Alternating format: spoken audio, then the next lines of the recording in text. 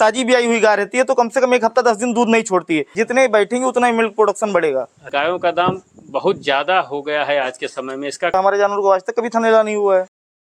साथियों, हमें हमेशा तलाश रहती है अनुभवी, जो भी अनुभवी पशुपालक हैं। अब उनके लिए चाहे हमें अपने घर से 5 किलोमीटर दूरी तय करना पड़े और चाहे 500 किलोमीटर।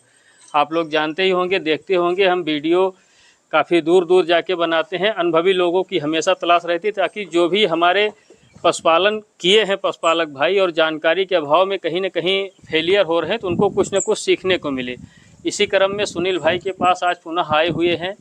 इससे पहले भी आए थे। क्रय विक्रय का भैया का कार्य है, प्लस जानकारी एक अच्छे लेवल की है। पिछली बार इनकी वीडियो चैनल पे अपलोड की गई थी, बहुत सारे साथियों ने अच्छा सपोर्ट किया, अच्छा देखे और अच्छा रिस्पांस भी लोगों को मिला। पुनः आज भैया से कुछ प्रमुख प्रश्न हैं, उनके बारे में जानकारी लेने का प्रयास करेंगे। समर्थन आप लोग बनाए रखिएगा। जो वीडियो चैनल पहली बार देख रहे हैं, चैनल को सब्सक्राइब करना बिल्कुल ना भूलें।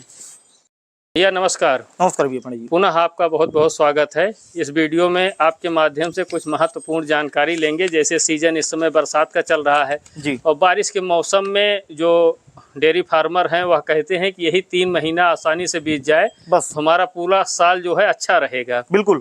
कौन सी प्रमुख सावधानी इस बरसात में रखना चाहिए सर?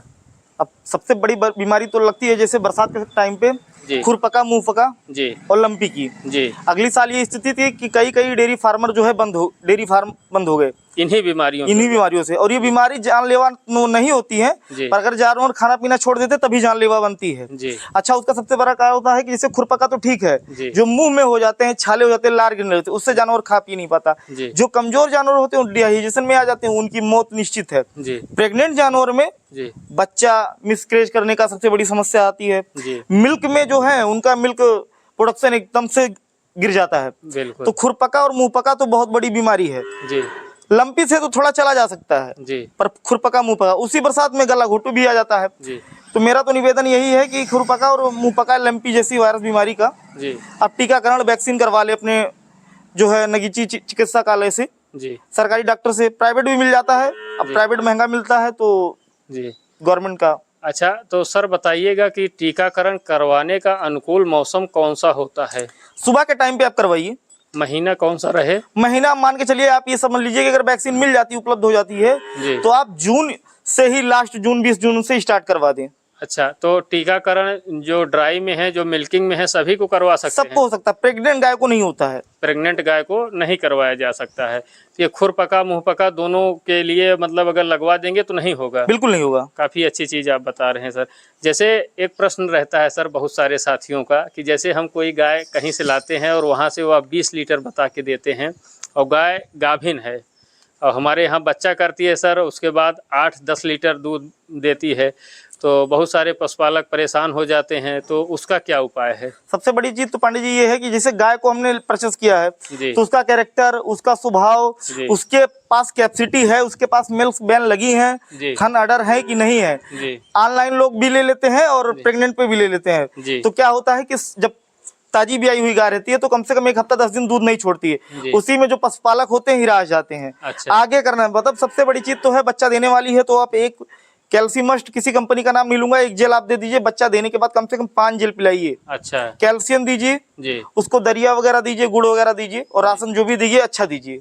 सर बच्चा करने के कितना समय बाद गाय अपने पीक पे आती है मिल्किंग में सर? ये मान के चलिए कि 14 से 15 दिन ले लेती हैं। 14 से 15 दिन। कहने का मतलब धैर्य रखना जरूरी है, बहुत ज्यादा है। ऐसा नहीं कि आज लाए और कल बच्चा की कल ही 20 लीटर देने लगेगी, उसके लिए समय लगेगा। बिल्कुल। अक्सर सर देखा जाता है, ज़्यादातर तो हम भैंसों में देखते हैं और कुछ गायों में भी होता है जिसको बेला कहते हैं, उसकी शिकायत हो जाती है, तो उसका निदान क्या होता है सर? अब जो है होम्योपैथिक भी दवा आती है और एलोपैथिक भी दवा आती है। अच्छा। जो बेला फूल होता है भैंसों में होता है, गायों में बहुत कम होता है। बहुत कम। गायों में होता ही नहीं है। तो एक जो मतलब आता है, मुंह आता है, वो बेला नहीं रहता। जैसे बेला बहुत अलग चीज है, वो निकलने पे फूलता है। गायों में ऐसा कुछ नहीं है।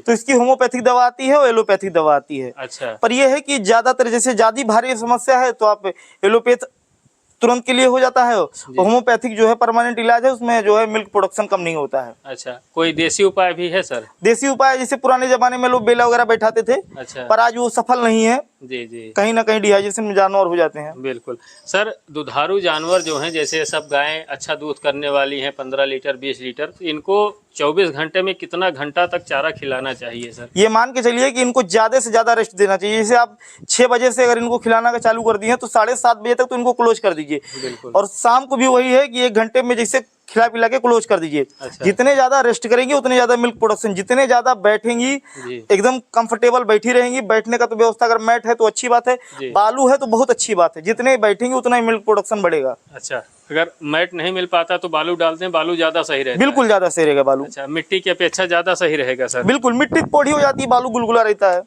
कई कई बच्चियां होती हैं, कई सारे पशुपालकों के पास 2.5 साल हो जाती हैं, उनका वेट भी हो जाता है, हिट में नहीं आती सर उनकी केयरिंग। अच्छा, हाँ, अभी जैसे 9 महीने 10 महीने तक तो आप अच्छा दूध पिला रहे हैं, दूध पिलाने के बाद आप उनको मिनरल मिक्सचर दीजिए किसी भी कंपनी का, और विटामिन दीजिए थोड़ा बहुत। अच्छा, बीच बीच में कीड़ी की दवा देते रहिए, एबेंडाजॉल है, कोई भी एक साल्ट ले लीजिए आप 3 महीने पे। उसके बाद उनको अपना जो आता है एक सीमेंट 21 आता है, और भी जूलपेम वगैरह पाउडर आते हैं, उनको आप लगभग 1 से 1.5 महीना खिलाइए। मिंटॉस एक्सल आती है, इसके बाद आप खिलाएंगे 1 महीने 1.5 महीने बाद वो आज सीमन ले लेंगी।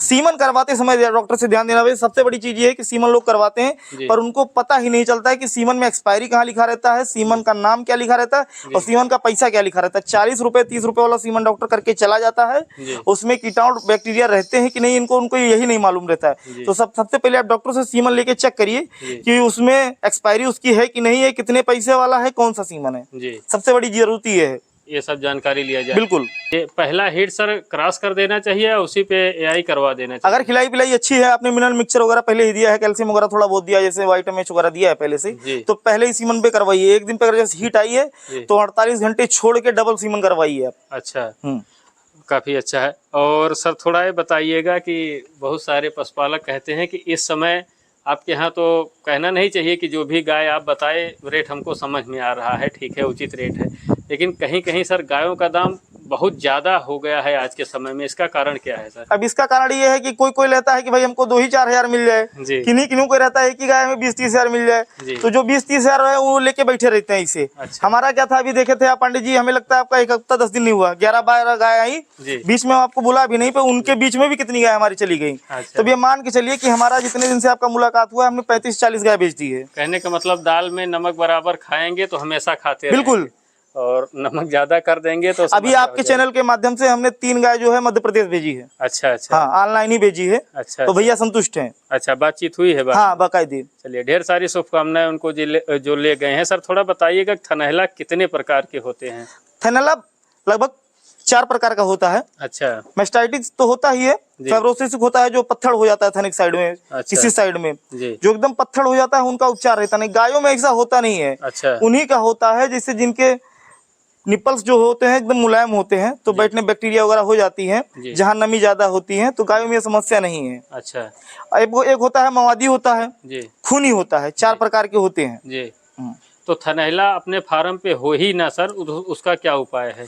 उसका सबसे बढ़िया उपाय है कि आप ज्यादा नमी न रखिए। अच्छा, और बैक्टीरियल न रखिए, आप जैसे डिटॉल वगैरह फिनाइल वगैरह डालते रहिए समय समय, और समय समय से आपको धुलाई करते रहिए। थन लगाने के बाद जो है पिंपल्स आते हैं लिक्विड्स, आप लगा दीजिए, कभी थनैला नहीं होता है। हमारे जानवर को आज तक कभी थनैला नहीं हुआ है। अच्छा, तो खान पान पे भी कुछ विशेष ध्यान देना? बिल्कुल, फीडिंग पे सबसे बड़ा असर होता है। जिससे आप फीड बहुत ज्यादा खिला देंगे तो पीएच लेवल बढ़ जाता है। जब पीएच लेवल बढ़ जाता है तब भी थनैला होने का संभावना रहता है। 1 किलो दूध पे बड़ी गायों में कितना किलोग्राम दाना देना चाहिए सर? अब डिपेंड होता है कि दूध कितना। अगर 10 किलो दूध दे रही हैं तो आप 400 ग्राम फीड दीजिए उनको। अच्छा, 1 किलो पे 400 ग्राम। और 20 लीटर, जैसे आपके पास ये बड़ी बड़ी गाय हैं, तो इनको किस हिसाब से फीडिंग की? अब इनको 500, 550, 550 ग्राम फीड करवाते हैं। चलिए सर, काफी अच्छा है, आपने अपना अमूल्य समय निकाल के पुनः अच्छी खासी जानकारी दी। बहुत सारे साथियों को बहुत मदद मिलेगी आपके माध्यम से, देते रहेंगे। आशा करते हैं वीडियो पसंद आई होगी। वीडियो पसंद आई हो वीडियो को लाइक करना, चैनल को सब्सक्राइब करना, पेज को फॉलो करना बिल्कुल ना भूले। धन्यवाद।